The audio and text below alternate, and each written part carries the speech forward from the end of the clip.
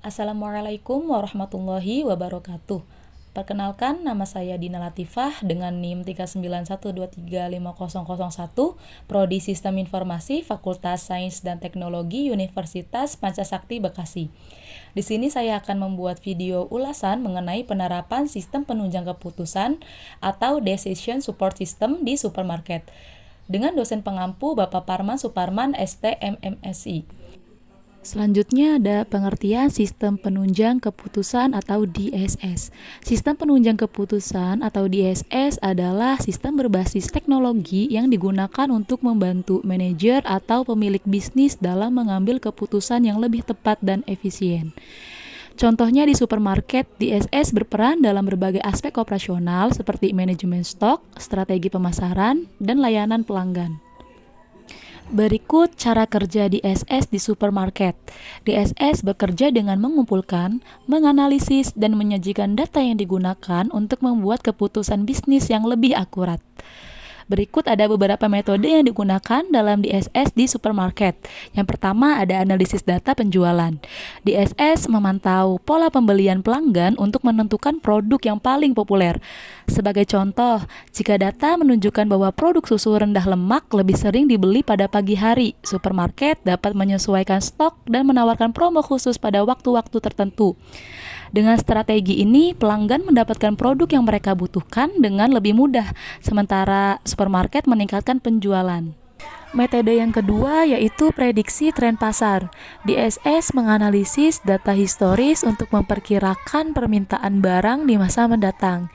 Misalnya jika tren belanja menunjukkan bahwa permintaan makanan sehat meningkat setiap awal tahun, supermarket dapat menyiapkan stok lebih banyak pada bulan Januari dan menyesuaikan strategi pemasaran. Dengan pemahaman ini, supermarket bisa lebih cepat beradaptasi dengan perubahan tren dan memenuhi kebutuhan pelanggan secara optimal. Metode yang terakhir yaitu sistem restock otomatis.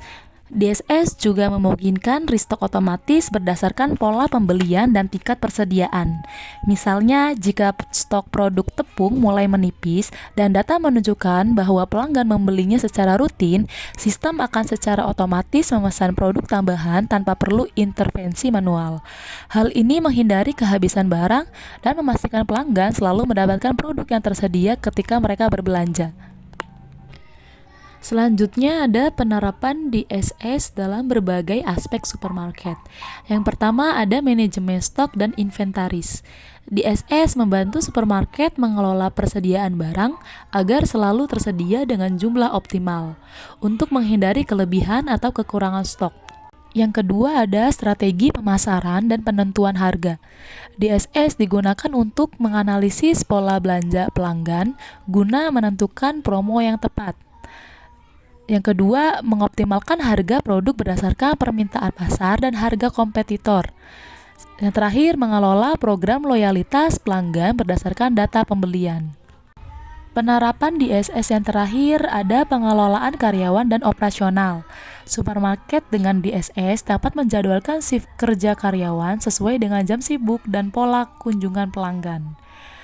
Yang selanjutnya, menganalisis kinerja staf untuk meningkatkan produktivitas dan pelayanan, dan mengoptimalkan jumlah staf pada waktu tertentu untuk menghindari kelebihan atau kekurangan tenaga kerja. Selanjutnya, ada beberapa keunggulan penggunaan DSS di supermarket. Yang pertama, efisiensi operasional. DSS meningkatkan kecepatan dan akurasi dalam pengambilan keputusan. Yang kedua, pengurangan biaya operasional. Dengan optimalisasi inventaris dan tenaga kerja, supermarket dapat menghemat biaya. Keunggulan yang terakhir ada peningkatan pengalaman pelanggan. DSS memungkinkan personalisasi layanan dan penyediaan barang yang lebih sesuai dengan kebutuhan konsumen. Selain itu, DSS juga memiliki tantangan dalam implementasi. Tantangan yang pertama ada biaya investasi awal yang tinggi. Yang kedua ada ketergantungan pada kualitas data. Dan yang ketiga ada pelatihan dan adaptasi karyawan.